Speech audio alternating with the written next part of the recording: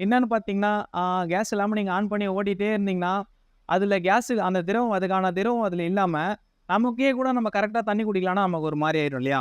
அதுக்கும் அப்படிதான். அதுக்கான கேஸ் இல்லன்னா, அது ஓடி, ஓடி, ஓடி சூடாயிட்டு கம்ப்ரசர் போறதுக்கு நெறைய வாய்ப்பு இருக்கு. அது க டெக்னீஷியன கூப்பிட்டு ஒரு ரூ. 1800 சம்திங் அவ்வளோதான். அது பார்த்துட்டாங்கன்னா, அது ஒண்ணும் பிரச்சனை இருக்காது. இல்ல அது பார்க்காம அப்படியே விட்டாங்கன்னா, ரூ. 8000லேருந்து 10,000 வரை செலவழிக்கும் கம்ப்ரசர். கார் ஏசில மோஸ்ட்லி கேஸ் லீக் எப்படி வரும்னு கேட்டீங்கன்னா, அது கரெக்ட்டா நெறைய பேர் புது கார் வாங்கி சர்வீஸே விடமாட்டாங்க.